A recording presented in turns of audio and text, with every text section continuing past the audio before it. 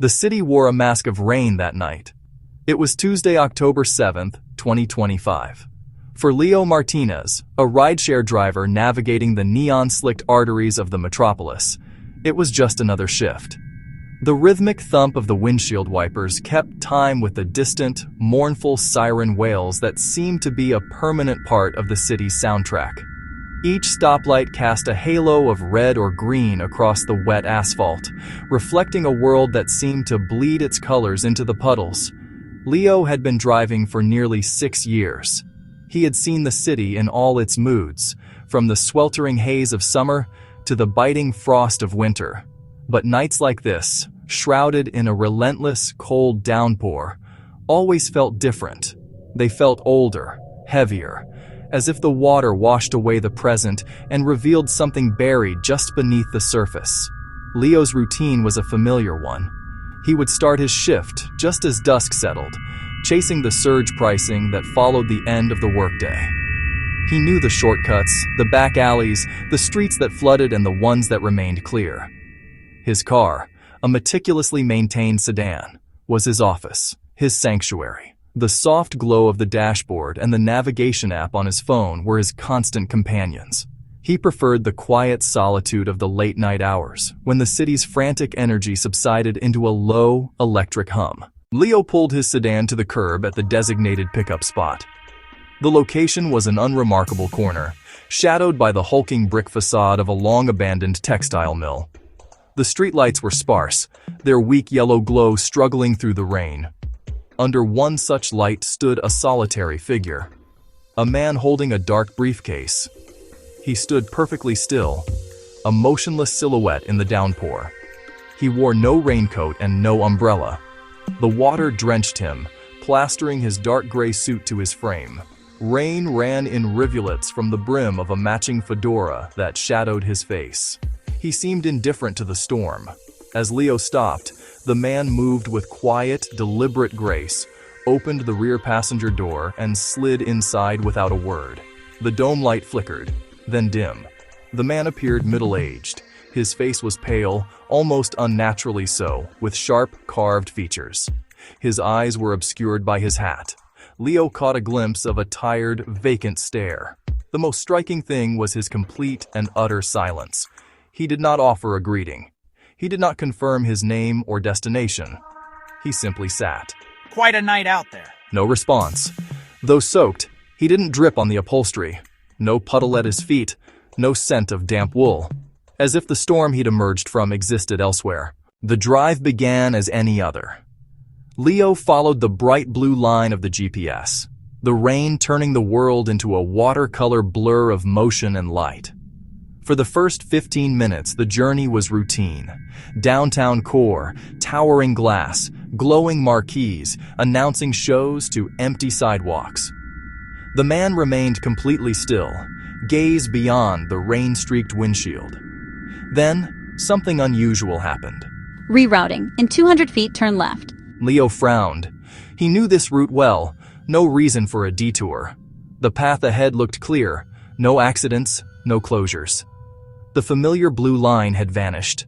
A new, unfamiliar path snaked toward the industrial waterfront. It directed him toward the old Blackwood Bridge, a decaying steel structure closed to traffic for over a decade. A dead end. That's strange. This thing's taking us the wrong way. The bridge up ahead has been closed for years. He expected a reaction, a question, a suggestion, but there was nothing. The man said not a word. Leo's words slid off like rain on a suit. He felt compelled to follow. The car left the main thoroughfare and entered a desolate, unlit service road parallel to the river. Leo stopped the car at the barricades that blocked the entrance to the condemned bridge. Concrete barriers, chain-link fencing, faded graffiti marked the end of the road. Beyond them, the bridge deck stretched into darkness, its surface slick with rain. The river below was a churning, black void.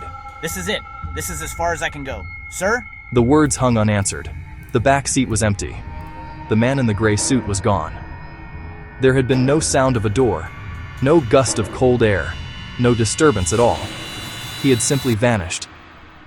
A wave of cold shock washed over Leo. His heart began to pound against his ribs. He scanned the empty road behind them, the dark, rain-swept landscape on either side. There was nowhere for the man to have gone. The doors were still locked from the inside, the child safety locks engaged.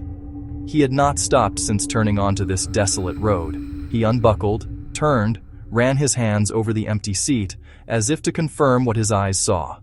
The seat was cool and dry. No lingering warmth, no indentation. Then he saw it, resting perfectly in the center of the rear seat, the briefcase. With trembling hands, Leo examined the briefcase under the dim glow of the car's interior light.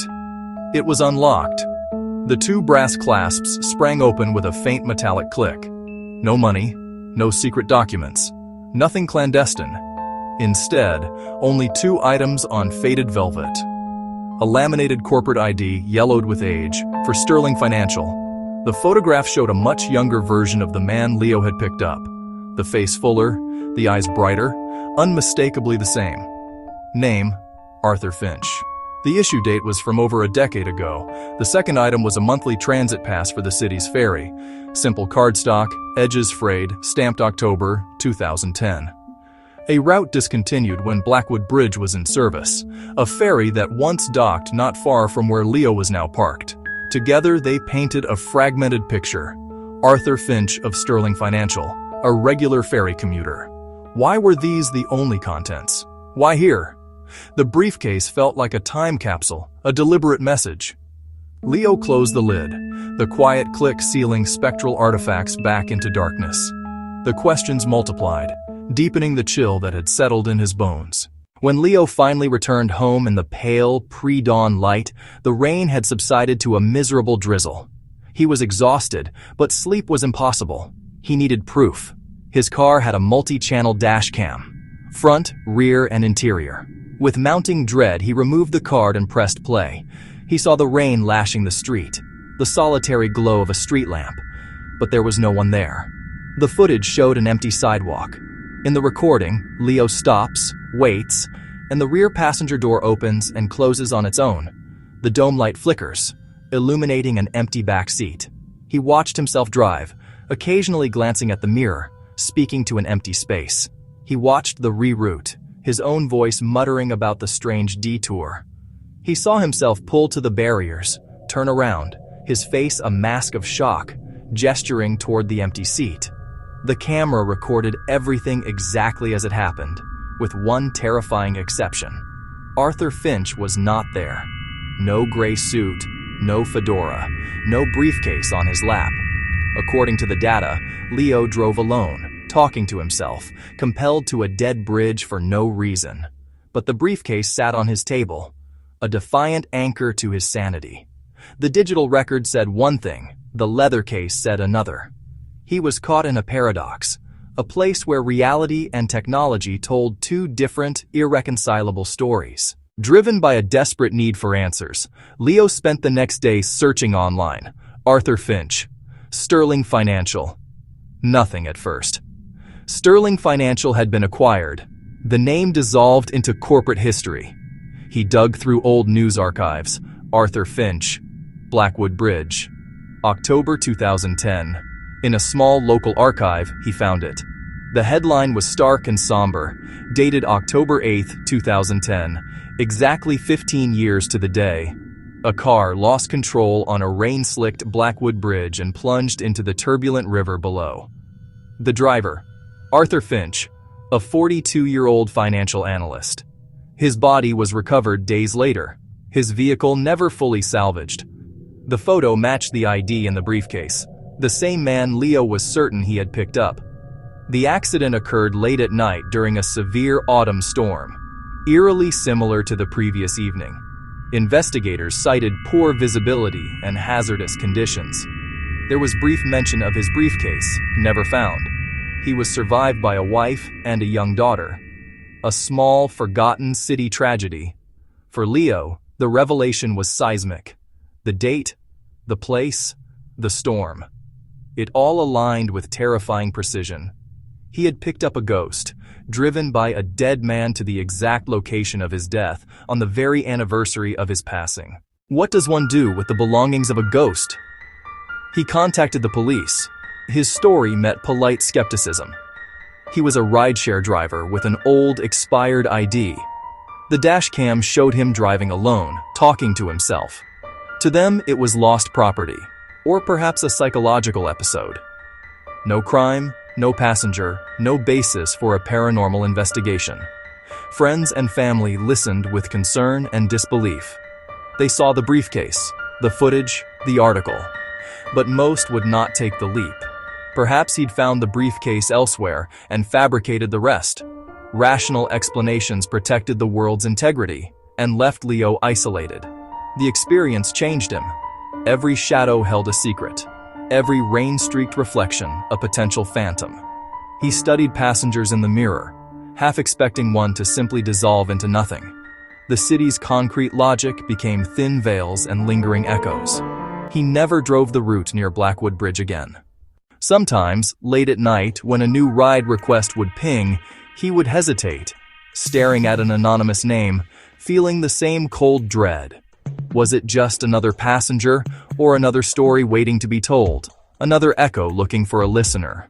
The briefcase of Arthur Finch remains in his possession, a tangible reminder of the night the digital and the supernatural collided in his back seat. It is a story told in whispers, a modern urban legend born from a rainy night, a GPS glitch, and a ghost in the machine. In the end, there are no definitive answers, only lingering questions. Was the passenger a true apparition, a spirit replaying final moments on the anniversary of his death? Perhaps his soul was trapped in a loop, forever driving toward the bridge. Was it a cry for help, a plea for remembrance, or simply a random ripple in the fabric of time? A prank? An elaborate hoax? How does one vanish from a locked car? How to manipulate a GPS? How to evade every angle of a multi-channel dashcam? Perhaps it isn't about a ghost at all, but about the city itself, a repository of memory that exhales stories when rain washes the present thin. Ultimately, the tale remains unresolved, a caution for night drivers, folklore for the quiet hours, reminder that even now some things cannot be explained.